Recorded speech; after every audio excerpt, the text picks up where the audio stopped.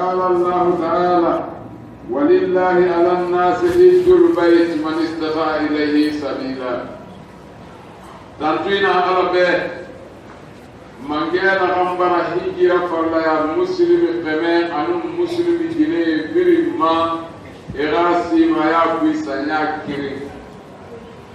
أبرا نفين دي مسلم يا تونغون يسولي أنديرا ومبرا سيديا ومبرا تنكنيا باتمانغا منا نغم باتي كوني دي منا فما باتوكا ريا فانجي جوروبونا على بلين دي مو على بي ومبرا سيديا ومبرا تنكنيا محمد وخافت كوني نارا آخيرا نارا كسي نمينا بي تنو غاتم بيا نوغا سيدي كسيرا نغم فيغي mutan alabat konye anaga wunna neme dinan kuiki ala neme na kan yayi dan ki muslimi be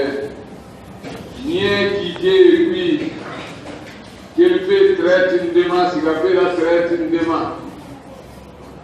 kelfe wa munafanyin de tempe ma siga pera munafanyin de ma wunu na sungari na umbura kunna ala barfa tretira abara ne me ibaga ngomma bil khabir dum bafi nasungari bala siga tota umbara wunyara findi tret gatama na am findi hiji wa hatira kelfe tuma ha won sasun kadun ki tifu sahan nabil nalambi hiji wa hatinara umbawu makora alara umari hira na pankwi salira na ayefin bi farla salira anu yetama fanyi sunyira alo umili fi sinni na gankwiki yetama fanyi sunyi nara alara wonfa hiki khasarira kamali hiki sarira sarakamali fi na hanna kiraso kosikafirana kana hanyu bara sembe soto ibara no sigade hiki amba ikani ganyangi tungo enyangi sa samari pari imo sa kaagri la giri pari ina hansiga pe hiki na ganna badi ala tungo mane imo ganyangi rafan inyangi khafan waaw femfera ita naga musiga me fanye ngi khafan waaw femfera yi laira ikhaya findi ijima anu hijilaima fera fena khamfan kelfe hiji wali kwi alo akorogoye tongo fera erakan ba hiji findi risori yananna awra nali kankan ikunjinan katama na korgoy na ganna hiji kwi imon wakili na korgoy tongo fera ala ko ihano hiji walira kama dide imon gan nyanike tongo ikhayete liwanyema ina ganto sigama mfafe ne tunude sigafe yire matuli ila sayire jura na folofe hiji folema madinatul munawwara ha sigafe ra makka nande nanna isu ala khaira khamisi bi isga uhudu gereso denna renam saydu fure na kammen ni sala ma khandimi be isga kabana koye mato jibula furinna misidi na hamma isga guba misidi isga misidi solo furena denna raisa meni e filip mato isga saydu fure sala denna re baqiya sala ma khandimi bay guba misidi ina tifrin salina umra kire barai nam fi ma ima ala da khaira da misidi sigena na ga fusu makka ana sigi gore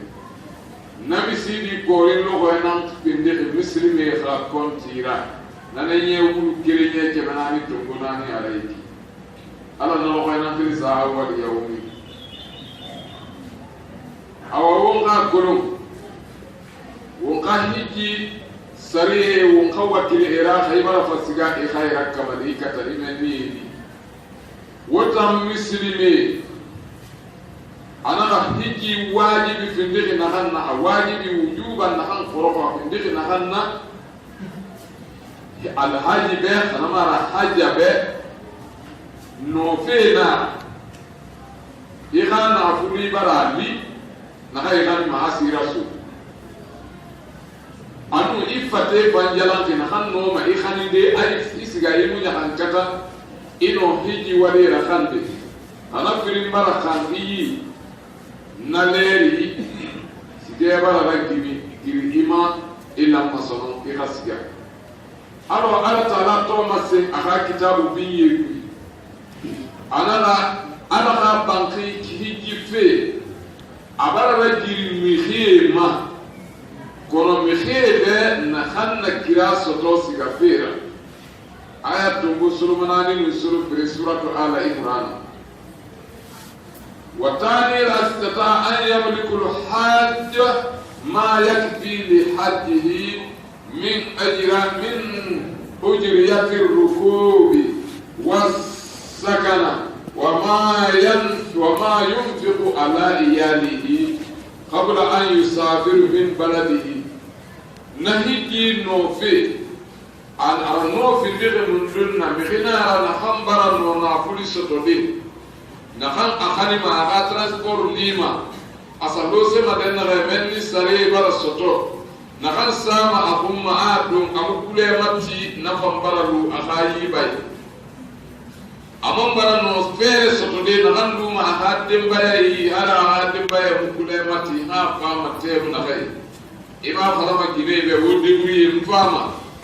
namulamma fwe khat dépense complet nan fatu eyi khanamara yireru na e dépense sonoma denna he hali tamuna hay fama tem na he mukoro dépense fiya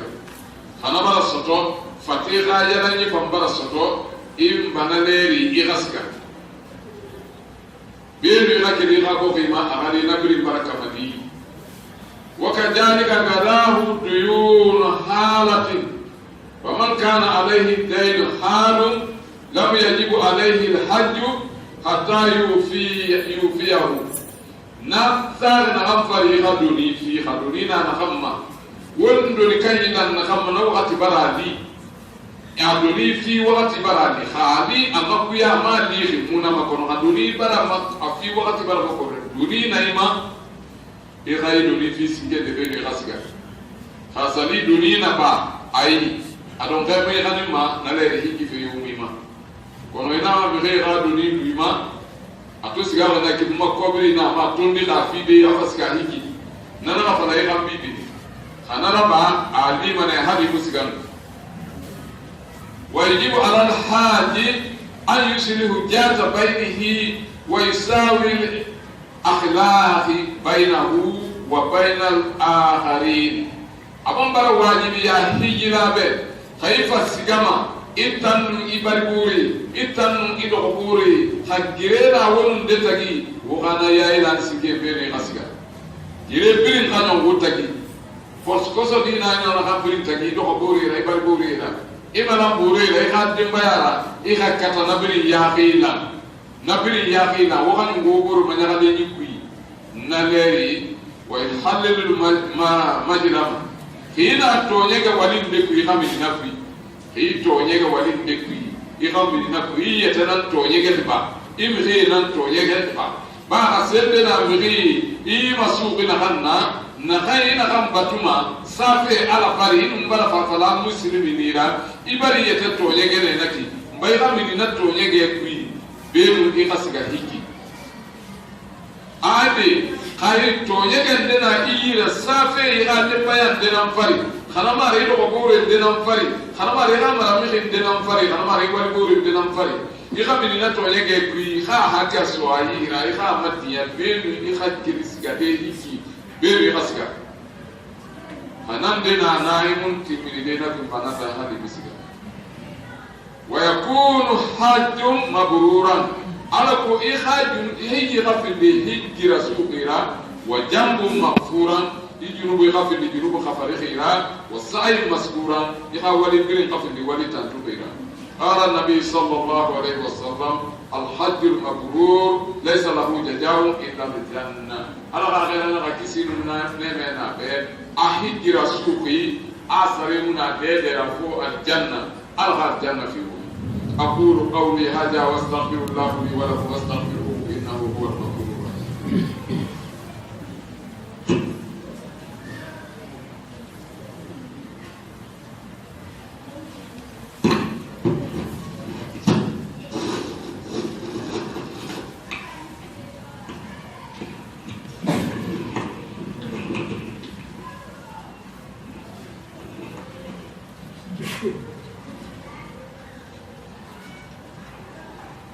الحمد لله أشهد أن لا إله إلا الله وحده لا شريك له وأشهد أن محمدا عبده ورسوله صلى الله عليه وعلى آله وصحبه عباد الله. بعد أيام قليل سيغادر الحاجيج ومنهم من يرى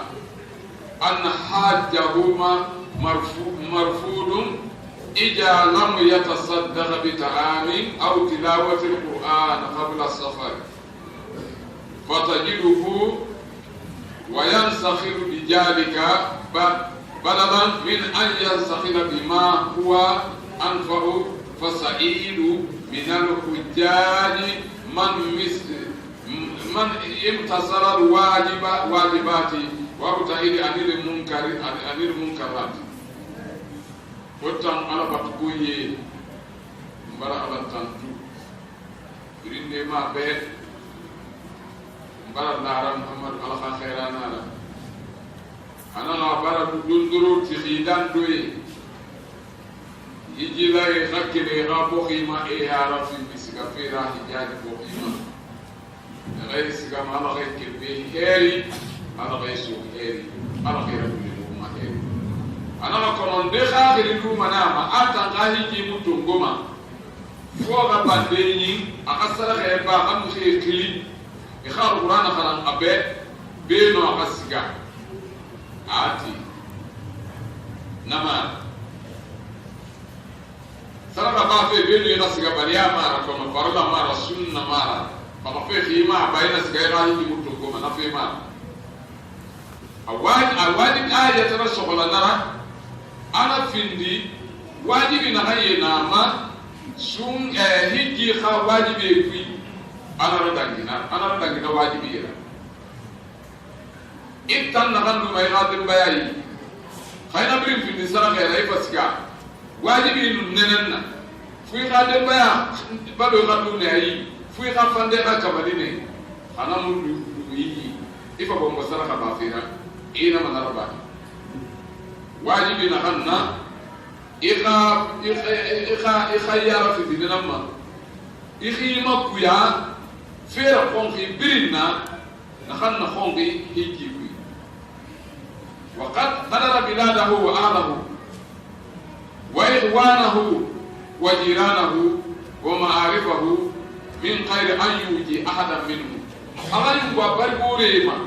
ano khadim baya ano do bore adama mu kiren toro ana mu hiyo makula hikira mu da mu hiyo makula imu la mu hiyo hilikana yimu bata kiren fi mando musigama hiki imu la mu rabati ibita yeba iradi yeba fefe nakaniye ihano kote de tongude esa mu hiyo umma nakam fi dima nakai toro fi raska fi ita naska fi rahiki ina rabati wa yarju aw yaghtabahum bi lisanihi ayé toro kana ma rege ma fala inne yira ina matina rafu wa min yaktubu lahum al-hajj innahu sayahujju bainama ulaika lam yaktubu lahum al-hajj li su'i sariratihim wa su'i jannihim bil akharin. وقد قال النبي صلى الله عليه وسلم من حسن الإسلام المرء تركه ما لا يعنيه على خير أنا رمبا inama iriya nama tim itanga higi aka fi bi mukhin de khir kana fira aka fi bi mukhin de mafala fira khanama aka fi bi mukhin de toro fira khanama re kam mukhin de mamuna ma fala ne daran bi kina mara su am fala kono ina ma kote nan sa mukhin de kuma fana kan hakata ne te ku itanga ni so ina ma rabati ala khairan nada al muslimi ya fani إيقا فير نان هم ميما توه إيقا فير نايقا فير مفين نان إنما إنما يسمون نان إنما نقوان نفين أيها المسلم قال الله تعالى من عمل صالحا من ذكر أو أنثى وهو مؤمن فلنحيينه حياة طيبة ولنجزينهم أجرهم بأحسن ما كانوا يعملون. الله تعالى نغا سبحانه وتعالى أنا أتم وتم مسلمي في يومه إن رفض والفير بارا نوالفي لبا في الكمين النبا خنا في الجنين النبا على كيف نخدم كلام خيننا ala na na kayira nyarinti amane nyarinti ala na hansenya na sarefi ahawali fanyira sare na han kamalehi awali na han naba na sarefi sira afindi wali na han naba mara magalul ayati mafaidul ayati na aya munafanya Quran aya na hamfari na suratul nahl amunafanyi anna al-insan yujza bil insani fi hadhihi ad-dunya awwalan wa thani yawm al-qiyamah na munafanyi na akhwari fasari na awal fayrabayo wal fayraba awal faysareso manahira be dunya sinde afriande alkiyama rokoye ifasa sare bilibili sotosono walfayrabari mughiyo findi walfayrabara natantumiri nangu danga khalikana mugila ina na walfay soto ina na tantu soto dunia be ala mo isare fi ala dunia be amansi isare fi ala alkiyama ala wo findi walfayrabara fa alayhi nadibukum ila al-ihsan ana mbanakwi mukhilima walfayra bafira ila abaikum wa ummahatikum wo baba ibe anu wonga ibe wa zawjati abaikum anu wo baba e khagine ibe nenaki inande ye ingamuna kangira ko iba baba de bayane ile khafani fa wa ikhwanikum wa akhawatikum wongara kire kema mai no gine mai wogafanira bimusaadatihim ala ada'i haddi ifan asire ya hiki wali fi fema itobara ibe hikiraba ikhahinna yefanna afere bara saiku ya ikhakata ikhayefa mali ifan hiki وتكتب لكم الثواب الجزيل أسبب من يغوبه براينا كما ندعوكم الله تبارك وتعالى إلى أداء الحج لمن مات هجر باب المشي بين خيف برفقة من الأهل دمبيا ياما إخافوري ياما كان أجدادي هلو تنوي ولا جدات نما مين غمبر فغا ولم يعود مهيجي إنه ما نير عربا دي فمبه خنما ريم هيجي غفورين دي صرفي أساربا إمام به خنما راساربا إتنبه أساربا إبابا به خنما راساربا إنكبه إنه ما نبرين بيدا بعدي إبه إنكا كرين دي فمفغانا مهيجي إنه ما نبادي أبرين به تفير إبارة سايكويا وكذلك العجزة منهم بسبب تقديم السن مغي تغانقي فنا نكينه كم فور تغانقي نغلا فور تغانقي fere yuma be amuno masigade sono akta muno mahijira ba de sono etan na gambara hiji an fere na be ko ma fanna hiji be afara be na gangwa masigafe tu bare ko non siga mari ha hiji nan na bade ikano kala tun amina harfa ko ina insa do raba be ita nan delila iga hiji ifa mana abi isga na gambe a hiji fe akil mana riya ma a hiji ina hijira bay bar mi fa be akil mana riya ma ko a hiji fe ajunubu biri ka fale nagam bambara furi beri atan nasge sa ay guru asidanka mbay ka taytan sara babe khanama ray mi yalan de sarfina sara babe fa inna jalika yaqaddu irfana bil jamil wal ihsan ilayhi nanannaki nanara ala khaira awiya mari aw qafi bi mifayra wa qafi fayra ba fefa yekui imiri be ibariburi be ani ibariburi be nakai barata yaqulu rasul sallallahu alaihi wasallam ala khairana kisinu nebe na be al birru la yabla ana wali fanyi mulo mani wali fanyi mu efasim wal ismu la yansa wali kobi fan ne mu muti khamani wali kobi ne mu muti khamani itan na raba ma itan ne mu mane ona raba ma na xam namu na khanna namu ne mu ma ala mu ne mu ma wadayan la yamut duni fi mange namu fahama go duni fi mange namu fahama itan na ramu fe nya ko ko bi ma itan fahama ne do na xam na fahama ne ko duni fi mange tamu fahama wa kum kama sita igadu ado wa ma du fe kya be kama ta dinu kidan ido dina kan tungu na fi alago mba setane alago jiru be fafali alago ma batitu misiri bi konto bi to ala be ba konto bi ba misiri bi hajira ala be haji fa